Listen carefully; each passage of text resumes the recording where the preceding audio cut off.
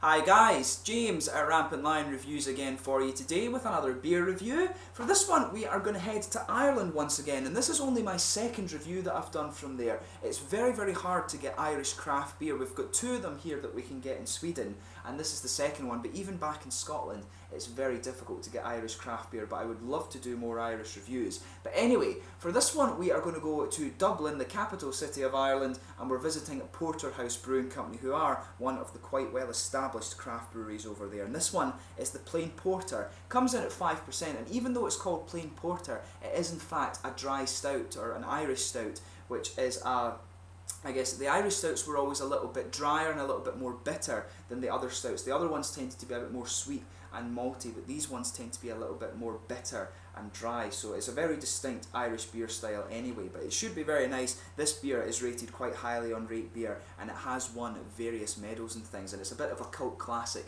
when it comes to Irish craft brewing. The only other beer I reviewed for you was from Carbonation Brewing Company, who are another quite well established Irish craft brew, and it was very nice too. But hopefully this is one of many Irish craft beers that I can review for you over the next little while. But anyway, as is usual with my beer reviews then, I'll tell you a little bit about the brewery. If you do want to get straight to the tasting, just fast forward. All the usual websites are in the description below. That's the brewery website, the link to my future reviews that I'll do from Porterhouse Brewing Company. Hopefully I can find more of their beers. This is the very first time I'm trying one, and there's all the usual social media, Facebook, Twitter and Untappd, so please follow me on there. If you want to see more beer reviews, do subscribe to the channel, and there's all the usual stuff down there. And please do get in touch if you're watching from Ireland and give me some suggestions for other beers and breweries to have a look at. So anyway, to tell you about Porterhouse Brewing Company. So these guys are a brewery and a chain of 6 bars in Bray and Dublin in Ireland, and they also have franchises in London and New York as well. But the company was founded back in 1989 by Liam Lahart and Oliver Hughes, and their first porterhouse was made out of an old disused building that they renovated in Bray in County Wicklow. But they actually started brewing beer a few years later in 1996, which is why it says 1996 on the bottles there. But like many countries, Ireland had a very long brewing tradition with very distinct Irish beer styles. But by the 20th century, of course, as happened in many countries, like I said, the market was dominated by big yet quite famous breweries. You're talking about Murphy's, Guinness, I guess, and also Kilkenny. All of these breweries were really dominating the market, and it's only recently that you've seen a kind of resurgence in craft brewing, if you like. But a few years later, in 1996, they opened the second porterhouse in the Temple Bar area of Dublin, and this was followed in 2000 with a new porterhouse in Covent Garden in London, the first of their 2 franchises. And they also added 2 more new bars in Dublin in 2004. This was Glasnevin, which is into the north of the city, and also Dublin City. And in 2011 they opened their first one in America, in Francis Tavern in the Manhattan Financial District over in New York. And this building, interestingly, also houses a museum dedicated to George Washington, and apparently these guys have a bottle shop there where they sell a lot of Irish craft beers and also some of the very famous American ones. So that's somewhere that you do want to check out if you're watching from New York, and I'll need to go there the next time I make it over to America as well. But they launched their range of bottled beers in 2009, and since 2011 they've also been operating a distillery in Dingle in County Kerry as well. So they've got a good range of things. Just to list some of these beers for you that they do in the bottles, you have this guy here, the plain porter, there's the Dublin Pale, TSB, Hophead, Rastlers 4X, Oyster Stout, Porterhouse Red, Brain Blaster, Hersbrucker, Temple Broy, Chiller, Celebration Stout, and also Down and Out. So they've got a good range of beer. You'll find the brewery website in the description below, and you can have a look at all of those. And they do have many kind of cask only beers as well, so if you want to see those, I'd recommend that you take a look at the Rate Beer profile, or indeed at the Untappd profile. So do go and have a look at that. You find a lot of interesting things from these guys, and as I said, they are one of the kind of cult classic breweries of Irish craft brewing. So let's get on to the tasting of this one. So this one is a 5% dry stout, as I said. It's hot with Galena, Nugget and East Kent Goldings, and it's got a malt base of pale malt, flaked barley, roast barley, black malts, and also crystal malts as well. So I'll just let you have a little look at the artwork on this one before we open it up. You can see it's quite nicely presented. I've seen a couple of the guys reviewing this beer, and it has a kind of bright, shiny yellow label, so I'm guessing that fairly recently they've changed the artwork on their beers, because the other ones that you'll see do have different colours than this. As I say, it was yellow. This guy, interestingly, has a kind of pool cap, almost similar to some of the Baltica beers that you get, but you can see Porterhouse Brewing Company on there. It is quite nicely presented, and this beer has won various medals, actually. It says the double Global Gold Medal winner, best stout in the world. Again, a classic modern stout with the added complexity of a late kettle hop. This deeply aromatic beer accents the rich roasted malts used in the brew. It just tells you water malts, malt, roast barley, black malt, flaked malt. It tells you all the profile on the side here. Don't drink if you're pregnant, as I said, contains gluten, and it's best before the 13th of 10, 2016. I bought this one from Sisti and Balaga. It says on the side here, brewed by men, not machines, 100% Irish, handcrafted, brewed in small batches and bottled by the Porterhouse Brewing Company, Dublin, Ireland. You can see the things just on the side there. So without further ado, let's get this guy open and we'll get on with my second Irish craft beer review. If I can get this guy to open, it's being a little bit weird. There we are. It's a little bit of an odd pop cap on this one, but yeah. So let's get this guy out and into the glass then. I've had a few suggestions of Irish craft beers to look at, so I am going to look at a way to try and import those over to Sweden, or if I can get somebody to send a box of them over for me, because I really would love to review some more Irish craft beers. So when I say please get in touch with me and let me know some Irish craft beers, I really do mean that. I would absolutely love to do them. We're getting some Northern Irish beers in Scotland these days, but not many from the Republic of Ireland, so hopefully I can review both some from the Northern Ireland and from the Republic as well. You'll see that in the fairly near future, hopefully. But as you can see, this beer has poured a very dark ebony rosewood colour. There's a solid finger of a frothy kind of a beigey coloured head on this one. It looks very, very nice. There's some big bubbles sticking towards the side of the glass and quite a few little ones just going up towards the bottom of that head there. It looks very, very nice. So let's have a look at the aroma here. Actually, if I hold this beer over to the light, it's actually got a bit of a kind of ruby tint to it. And if you put it in front of the light, I'll just bring that light down a little bit so you can see. You can definitely see some of the ruby character there, and as you look through it, you can actually see a lot of carbonation in this one, just going up towards the bottom of that head. It is very nice. You probably can't see it on the camera there, but there is a degree of transparency to this beer, but just because of the darkness, you can't really see it on the camera. So, yeah. Oh. This beer, in honesty, when I'm smelling it first time, it actually reminds me of some of the German Bock beers I've had. It's got that really nice, big, bready and almost caramelly malt base. You can smell that in this one. It really does remind me a bit of a German Bock. So you've got some sweet chocolatey character in there. There's definitely an element of roasted caramel, but it's got that nice, big, almost German rye bread malt base. It's got quite a big cereally malt base in there. That's quite unusual. I wasn't expecting that at all.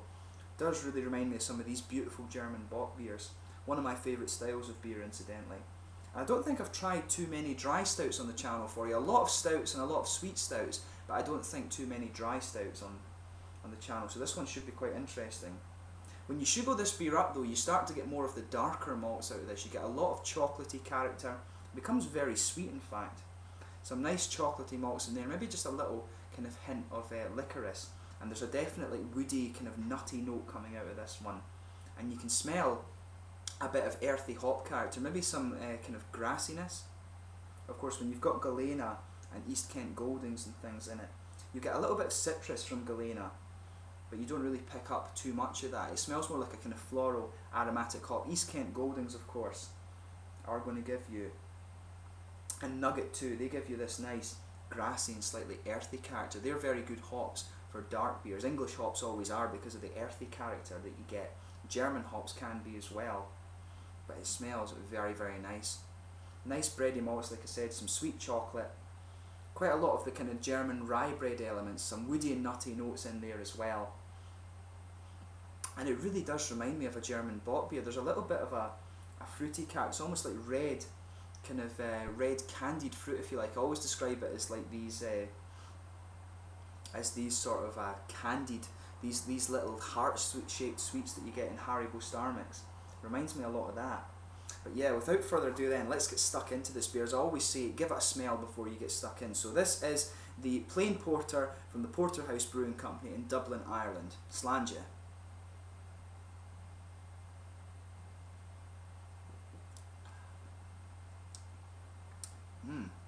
Yeah. Well, even though it smells like a Bock, definitely doesn't taste like a German Bock beer. I would have been very surprised if it did. But yeah, the one thing you're going to notice about this beer, when they say it's a dry stout, it is definitely that. The carbonation in this one is quite active, and it comes across that it's actually got a lot of these kind of coffee-ish roasted black malts in there. It's very, very nicely done, but it's quite different. It's a very distinct style of stout, this beer. So as I always say, especially with dark beers, sugar it around your palate and just let the whole mouth adjust before you start dissecting the flavour of this beer.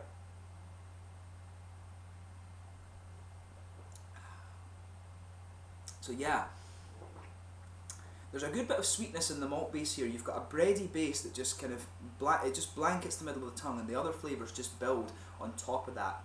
There's a good bit of a cereally dryness, and when you've got barley, when you've got flaked oats and things like that in this beer, you can feel that kind of cereally malt base in there. That's what gives it this German rye bready flavour. It's very, very nicely done. And on top of that, you get the more roasted, coffee-ish elements to the beer. And you can taste the real kind of, the thing that these black malts always remind me of is if you take a baker's loaf and then you just well fire the top of it, you just completely roast it, if you like. It really tastes with that kind of burnt, almost like burnt toast flavour. There is a little bit of that in here. My dad absolutely loves burnt toast, and he used to make me toast, and it kind of reminds me of that flavour a little bit. I don't know why he enjoyed that so much.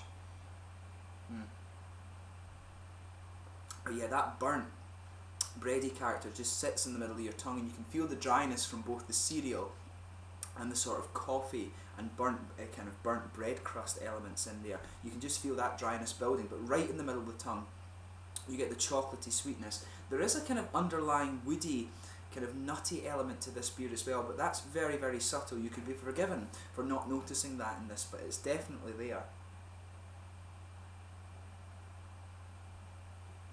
But the thing you are going to notice about this beer, it's less smooth and it's less creamy than some of the stouts you're going to come across. The carbonation in this one is pretty active, and of course that's what makes it a dry stout. And of course the malt character, these kind of dry, roasted and cereally malts in there are what give it a lot of this Irish dry stout character. It's very nice though.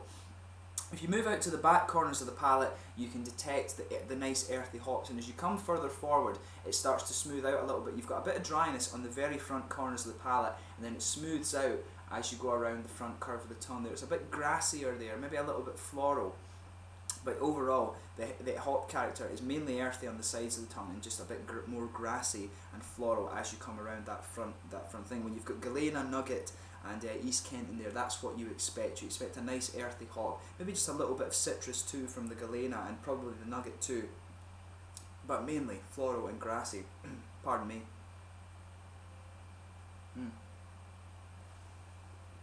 So if you just go behind that front curve of the tongue there is perhaps that little oily bubble that forms that always gives you these fruit flavours. There is perhaps just a little bit of a kind of candied red fruit ester in there, just a tiny, tiny little bit. I can pick up a little bit of citrus too from the Galena. It's like that kind of floral, sharp citrus in there. You can feel a little bit of that mixing together, but that's very, very subtle. And overall, the flavours that are really lasting in this one, it's the earthy hop in the back corners of the palate. You can get a little bit of the floral and grassiness, but it's the coffee and the roasted bready character, the roasted bread crust flavours in the middle of the tongue. The sweetness kind of dies away quite quickly, but I mean overall in terms of flavour, it's a very, very nice beer. It's nicely done, and I can see why it's kind of established itself as a cult classic. It really kind of epitomises the Irish dry stout style. As I said, I've not tried too many of these, but I know from the ones I've tried what the key differences in the flavour are, and this one is a very, very good beer. So in terms of the mouthfeel of this one, I'd say it's between light and mid-bodied. The carbonation is actually fairly highly carbonated in this one for me. That makes it a bit lighter and a bit more sessionable, to be honest with you. So this is a stout, you could have a few of these and not feel full. I mean, with certain stouts, I find it very hard to drink more than one, but this is a stout that you potentially could session just because of the lighter body from the carbonation. But there's a lot of dryness to this beer, as I said, both from the earthy hops and from the roasted elements in the malt, the coffee-ish flavours, and also the sort of cereally characters of the beer too. There's a lot of dryness around the back of the tongue from this one. There's a little bit of oily character and just a touch of creaminess, but overall it is quite dry. When it's a dry stout, you know, that's exactly what you expect. There is a little bit of sweetness in this beer from the malt, but overall it is more of a dry stout, and as I said, it kind of epitomises, I guess, the Irish dry stout style. So yeah, it's a very, very good beer. If you want something that's distinctly Irish, I would recommend this beer too. If you want a stout that you can potentially session, then this could be a good one for you to try as well. It's a very, very nice beer. I would recommend it. And the two Irish beers I've tried for you, this one and also the Carlow Brewing Company one, suggest that there are some very, very good Irish craft beers. So hopefully I can review some of those for you, or can find somebody that can send me a box, or I can swap them or something like that. Hopefully I can do a few more Irish craft beers for you in the fairly near future, because it's one of these countries very famous for its whiskey and things like that.